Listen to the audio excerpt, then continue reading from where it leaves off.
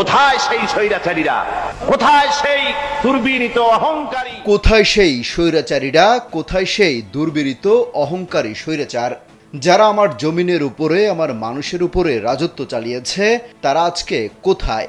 কোথায় সেই অহংকারীরা?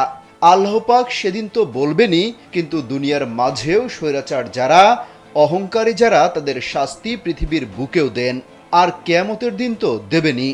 ঠিক এভাবেই স্বৈরাচারের বিরুদ্ধে ওয়াজ করেছিলেন প্রয়াত জামাত নেতা দেলাওয়ার হোসেন সাঈদী।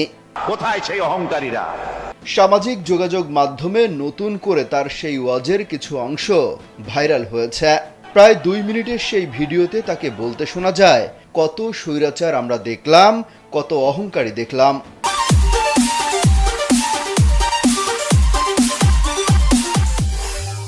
তাদের আঙ্গুলের ইশারায় লক্ষ কোটি মানুষ উঠত আর বসত। তাদের জিল্লাতির সঙ্গে আল্লাহ রাব্বুল আলামিন কতজনকে বিদায় করে দিলেন। কতজনকে বিদায় করে দিলেন। ওয়াজে বলেন, ফুলের মালা নিয়ে কুলাতে পারে নাই, পা থেকে গলা পর্যন্ত ফুলের মালা দিয়ে ডুবায় দিল ভক্তরা।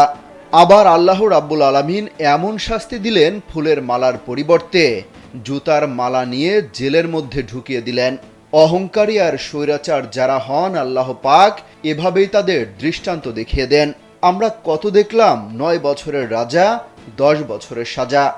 অহংকারী আর স্বৈরাচার যারা হয়, আল্লাহ পাক এভাবে তাদের দৃষ্টান্ত দেখিয়ে দেন। সাঈদী বলেন, পৃথিবীর বুকে যারা অহংকার করে, যারা স্বৈরাচার হয়, আল্লাহর আইনকে যারা বৃদ্ধাঙ্গুলি প্রদর্শন করে, আল্লাহ পাক তাদের জমিনেও দেখান। এখানে চূড়ান্ত ফয়সালা আল্লাহ করেন না, আসল জায়গা তো আছেই, তবে এখানে নমুনা দেখিয়ে দেন। কিন্তু মুশকিল হচ্ছে, ইতিহাসের সবচেয়ে বড় শিক্ষা হলো, ইতিহাস থেকে মানুষেরা শিক্ষা গ্রহণ করে না। একজন যে কাজ করে বিপদে পড়ে, আরেকজন এসে সেই কাজেই অগ্রসর হয়। ইতিহাস থেকে মানুষেরা শিক্ষা গ্রহণ করে না। তার এমন ওয়াজ নিয়ে মন্তব্য করেছেন হাজার হাজার ফেসবুক ব্যবহারকারী।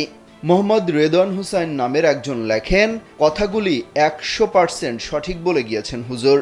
মাসুদ রানা নামের একজন লিখেছেন, এমন একজন আলেম, এমন একজন মুসলমানের পথ প্রদর্শক আগামী 100 বছরেও সৃষ্টি হবে না। এমডি শাহিন খান লেখেন, স্বৈরাচার ভারতে পালিয়ে গেছে। আর রাকিব খান নামের একজন লিখেছেন, আল্লাহ তুমি কোরআনের পাখিকে জান্নাতুল ফেরদৌস নসিব করো, আমিন।